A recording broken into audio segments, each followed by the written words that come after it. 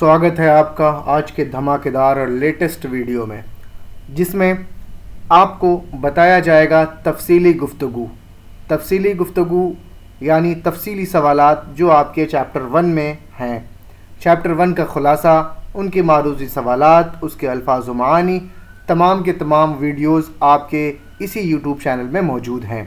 अगर आप ये देखने आए हैं तो पहले गुजारिश है आपसे, अपील है आपसे कि आप पहले उन तमाम वीडियो को देख लें, तब आप तफसीली गुफ्तगू की तरफ आएँ, ताकि आपका जो चैप्टर है चैप्टर 1 वो क्लियर एंड समझ में आ जाए आपको। तब आपको तफसीली गुफ्तगू और तफसीली सवालात को हल करने में आसानी होगी। इससे पहले वाले वीडियोज़ में तफसीली मुख्तसर सवालात, अल्फाज व मानी, तमाम उस पूरे चैप्टर को कवर कर लिया गया है। ये आपका अंतिम और लास्ट वीडियो है इस चैप्टर का, जिसमें है तफसीली गुफ्तगू यानी डिटेल कन्वर्सेशन यानी तफसीली सवालात यानी लॉन्ग टाइप क्वेश्चन।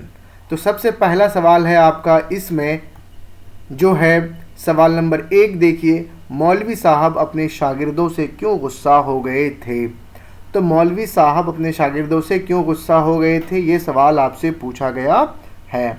तो जवाब है आपका, मौलवी साहब अपने शागिर्दों से इसलिए गुस्सा हो गए थे क्योंकि वो सबक याद नहीं करते थे और बार बार गलतियां करते थे।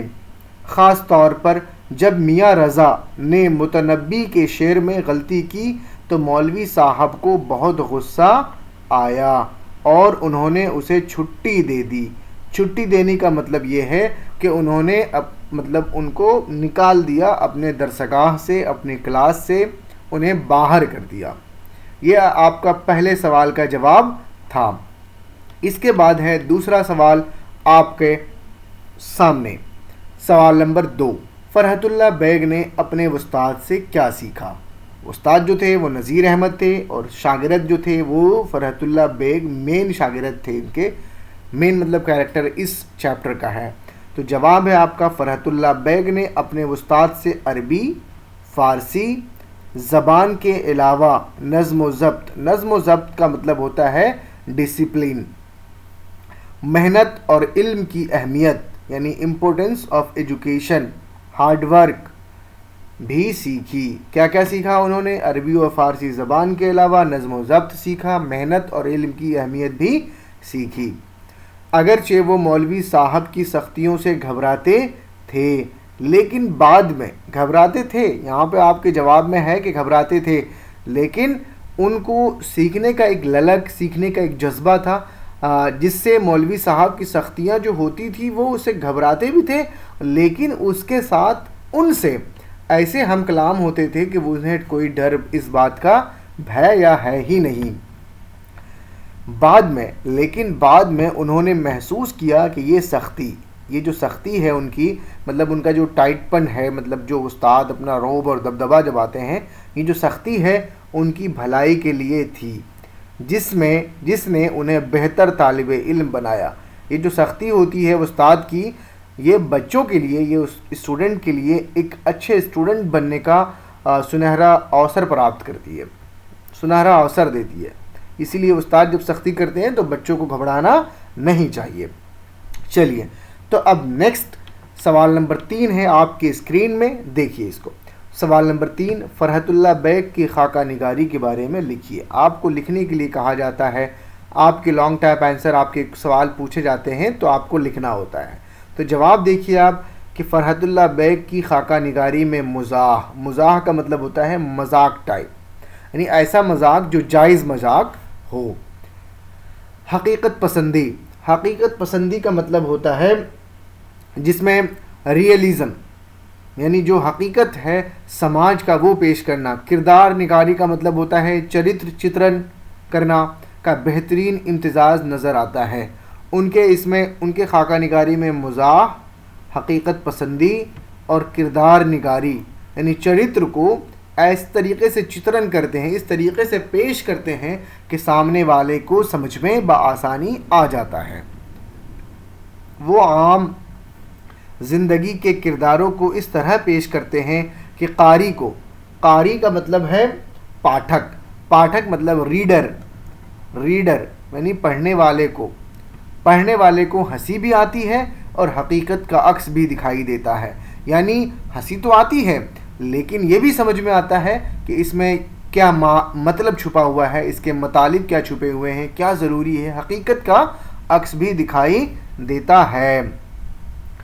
ان کے خاکے نہ صرف مزاحیہ ہوتے ہیں بلکہ ان میں تہذیب اور معاشرت کا مطلب یہ ہے کہ جو ثقافت ہوتی ہے، سوشل میں جو رہتے ہیں، سوشل کلچر ہے اور سماجک ہے، ارتھ ویوستھا ہے، اس طریقے سے باتیں ہوتی ہے، اس میں اس دور کے حالات کی جھلک بھی ملتی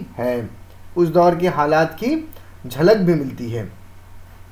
کچھ میری اور کچھ ان کی زبانی. یہ جو چیپٹر آپ پڑھ رہے ہیں، یہ جو ہیڈ لائن ہے، کچھ میری اور کچھ ان کی زبانی میں انہوں نے مولوی صاحب اور اپنے ساتھیوں کے حالات کو دلچسپ انداز کا مطلب روچک انداز میں، دل موہ لینے والا روچک انداز میں بیان کیا ہے، جس میں طنز و مزاح کا مطلب یہ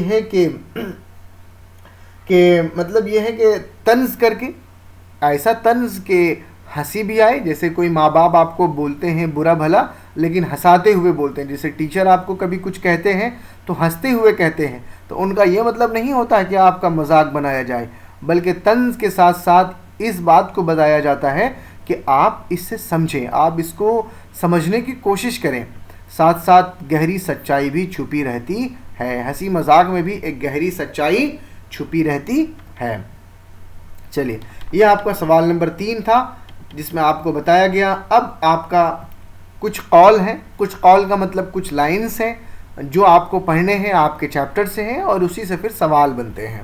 سوال اس میں کیا بولا گیا ہے؟ جب تک کوئی دھکے دے کر نہ نکالے گا اس وقت تک تو ہم جاتے نہیں اور جائیں گے اور نہ جائیں گے. یہاں پہ نہ جائیں گے تو ابھی پھر آ جائیں گے. یہ آپ کا کتاب میں یہ پورا سنٹینس لکھا ہوا ہے. تو آپ کو بتانا ہے کہ یہ قول کس کا ہے. جواب ہے آپ کا، یہ قول ہے فرحت اللہ بیگ کا. ٹھیک ہے، یہ قول کن کا ہے؟ فرحت اللہ بیگ نے کہا تھا نذیر احمد اپنے استاد سے کہ جب تک کوئی دھکے دے کے نہ نکالے تب تک ہم نکلنے والے ہیں نہیں. یاد رکھیے اس بات کو، اور نکل بھی جائیں گے تو پھر آ جائیں گے. یہ اپنے استاد سے کہتے ہیں. اب دوسرا سوال اسی سے بنا ہے کہ اس قول میں دھکے دینے کی بات کیوں کہی گئی؟ بھائی کیوں کہا گیا کہ دھکے؟ تو جب استاد جانے کو کہہ رہے ہیں لیکن ٹس سے مس ہونے کو تیار ہی نہیں تھے ان کے شاگرد، ٹھیک ہے، تو وہ بولے کہ تمہیں دھکے دے کے نکالنا پڑے گا. اب دوسرا یہاں پہ دوسرا سنٹینس آتا ہے اسی میں سے، اس کو دیکھیے آپ. خدا محفوظ رکھے تم جیسے شاگرد بھی کسی کے نہ ہوں گے. شاگرد کیا ہوئے؟ وہ استاد کے استاد ہو گئے. وہ کیا کہہ رہے ہیں کہ تم اسٹوڈنٹ نہیں بلکہ اس ٹیچر کے بھی ٹیچر ہو رہے ہو. اچھا بھائی میں ہارا. یہ استاد کہتے ہیں کہ اچھا بھائی میں ہارا. اچھا خدا کے لیے کتاب اٹھاؤ اور سبق پڑھ کر میرا پنڈ چھوڑو کا مطلب میری جان چھوڑو. بس جلدی سے کتاب نکالو، پڑھائی کرو، میری جان چھوڑو. اب پوچھا گیا یہ قول کس کا ہے؟ تو یہ قول جو ہے استاد نذیر احمد کا ہے. یہ کہتے ہیں کہ میرا جان چھوڑو. اس کے بعد ہے دوسرا، یہ بات کس سے کہی گئی؟ تو وہ استاد جو تھے وہ اپنے شاگرد سے کہتے ہیں، اور شاگرد کون ہے؟ مرزا فرحت اللہ بیگ ہیں شاگرد. اس کے بعد اسی سے ریلیٹڈ تیسرا سوال ہے، اس میں کس سے چھٹکارا پانے کی بات کہی جا رہی ہے؟ تو اس سے شاگرد سے چھٹکارا کہی جانے کی بات کہی جا رہی ہے کہ استاد جو چاہتے ہیں کہ جلدی یہ جو مصیبت ہے، یہ جو بلا ہے، اسٹوڈنٹ کا بلا، یہ مجھ سے جلدی سے دور ہو جائے. ٹھیک ہے. اب اسی میں سے چوتھا سوال بنا ہے کہ اس قول میں کس کا استاد ہو جاتا ہے؟ یعنی کون اس میں، مطلب اس قول میں جو کہہ رہے ہیں کہ استاد کے بھی استاد ہو رہے ہیں، مطلب کہ شاگرد جو ہے یعنی مرزا فرحت اللہ بیگ استاد کے استاد ہو جاتے ہیں. یعنی جو شاگرد ہے وہ استاد کا استاد ہو جاتا ہے. چلیے، یہ تمام آپ کے تفصیلی گفتگو ہے. یہ کیا ہے؟ تفصیلی گفتگو.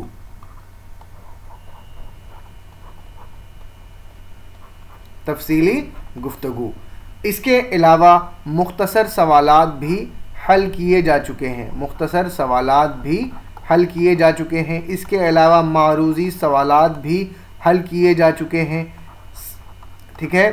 اس کے بعد خلاصہ بھی پیش کر دیا گیا ہے، آپ کے الفاظ و معانی بھی پیش کر دیے گئے، یعنی پورے طریقے سے آپ کا جو چیپٹر 1 ہے وہ مکمل ہو گیا ہے اب، ٹھیک ہے۔ اب آپ کی ذمہ داری ہے کہ زیادہ سے زیادہ اس کو پڑھیں اور سمجھنے کی کوشش کریں، تاکہ تمام کے تمام جو الفاظ ہیں، جو باتیں ہیں، وہ کلیئر اور آپ کے دماغ میں اٹ جائے، گھس جائے، تاکہ آپ ایگزام میں 90+ اسکور کر سکیں۔ 90+ اسکور کرنے کے لیے آپ کو شروع سے پڑھائی کرنی پڑے گی۔ اگر آپ شروع سے پڑھائی نہیں کرتے ہیں تو یقین مانیے آپ کامیاب نہیں ہو سکتے، آپ کچھ نمبرات حاصل کر سکتے ہیں، کامیاب نہیں ہو سکتے۔ اسی لیے آپ خوب جم کے پڑھائی کیجئے، اور اگر آپ کو یہ ویڈیو پسند آیا ہے تو خدا کے لیے اس کو لائک کیجئے، سبسکرائب کیجئے اور اپنے دوستوں کو شیئر کیجئے۔ اگر آپ کو نوٹس چاہیے، اگر آپ لکھنا نہیں چاہتے ہیں تو 8969411881 میں رابطہ کر سکتے ہیں، تاکہ یہ نوٹس آپ کو شیئر کر دیا جائے، اور جب نوٹس آپ کو مل جائیں گے تو آپ کو لکھنے کی آوشکتا نہیں ہوگی، آپ جب بھی چاہے ریویژن کر سکتے ہیں۔